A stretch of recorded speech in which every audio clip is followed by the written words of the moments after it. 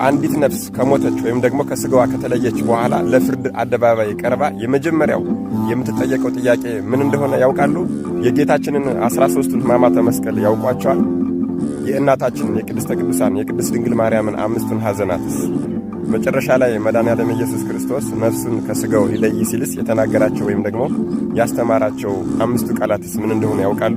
አዎ፣ አንዲት ነፍስ መጀመሪያ ኃጢአተኝነቷ የሚረጋገጠው 5ቱን አዕማደ ምስጢራትና 13ቱን የጌታችንን ሕማማት ካላወቀች ነው። ለመሆኑ 13ቱ ሕማማተ መስቀል የተባሉት የትኞቹ ናቸው?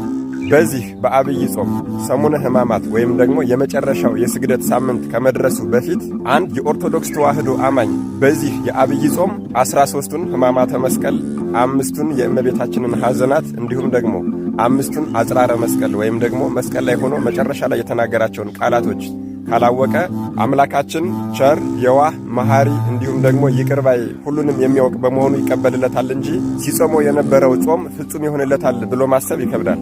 አዎ የጌታችን የሕማማቱ ነገር የሰው ልጅ ዳግም በቀራንዮ የተፈጠረበት ክስተት ነው። መከራው ከመከራ የዳንበት፣ ሞቱም ሕይወትን ያገኘንበት ነው።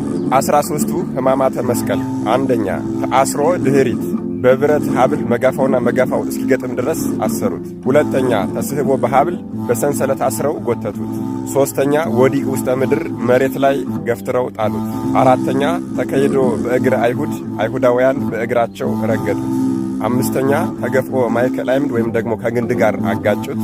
አይሁዳውያን መስቀል አሸክመው ወደፊትና ወደ ኋላ እየገፉ ከግንድ ጋር 65 ጊዜ አጋጭተውታል።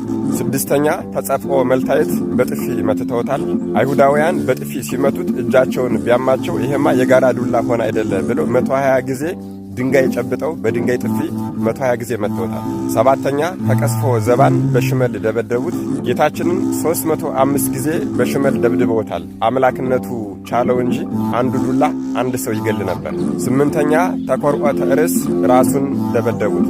አይሁዳውያን ጌታችንን ፊቱን በጨርቅ ሸፍነው ራሱንና ፊቱን እየደበደቡና እየመቱ ማን የመታህ በል ተናገር ብለው ተሳለቁበት። ዘጠነኛ አክሊለ ሦክ የሾህ አክሊል ጭንቅላቱ ላይ አጠለቁለት።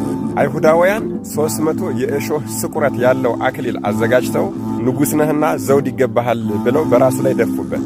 አክሊሉም ላይ 73 ፍሬ 1 ክንድ ከስንዝር የሚሆን ስለት አዘጋጅተው በራሱ መሃል ለመሃል ቸነከሩበት።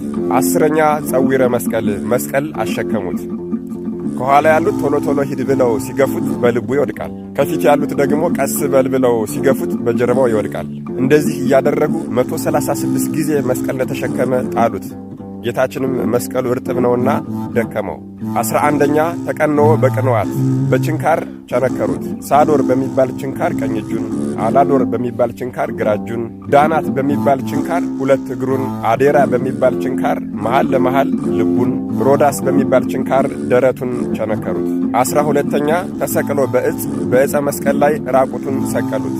13ኛ ሰሪበ ሐሞት ጌታችን ውሃ ጠማኝ ቢል የኖረ መጻጻ ቡሆ ከርቤ አምቡላ የዝሆን ሐሞት በአንድ ላይ ቀላቅለው አዋህደው አጠጡት። እንግዲህ 13 ሕማማተ መስቀል እነዚህ ናቸው። ስቅለትን ስናስብ ልናስባቸው የሚገቡ የጌታችን እጅግ በጣም ብዙ ሕመሞች አሉ። ዝም ብሎ ሄዶ ቀራንዮ ላይ አልተሰቀለም። በጣም ብዙ መከራ ስቃይ አይቶ ተንገላቶ ነው። የሰደቡትን፣ የአዋረዱትን፣ የአፌዙበትን፣ የዘበቱበትን፣ ምራቃቸውን የተፉበትን እንዲሁም ደግሞ ልብሱን የገፈፉበትን እነዚህም ሁሉ ሳንጨምር ስቃይና መከራውን ስናስብ እጅግ ልናደንቅ፣ ልናለቅስ፣ ልናዝንና አቤቱ ይቅር በለን ልንል ይገባል። አዎ ለመሆኑ እነዚህ በ13ቱ ሕማማተ መስቀል ውስጥ ያሉት ዋናዎቹ ስቃይና የጌታችን ሕመሞች የትኞቹ ናቸው? በቀጣዩ ቪዲዮ የምናየው ይሆናል። አደራችሁን ይሄ ቪዲዮ ግን ለሁሉም ኦርቶዶክስ እንዲዳረስና በዚህ በአብይ ጾም ሁሉም አውቆት እንዲጾመው ሼር፣ ሪፖስት፣ ኮፒ ሊንክና አድ ሳውንድ አድርጉት። መድኃኔዓለም ኢየሱስ ክርስቶስ ይህንን አብይን ጾም በትጋትና በፍቅር እንድንጨርሰው እነዚህን 13ቱን ሕማማተ መስቀሎች በልቦናችን ላይ ይሳልልን፣ ያሳድርልን። አሜን። ይቆየን።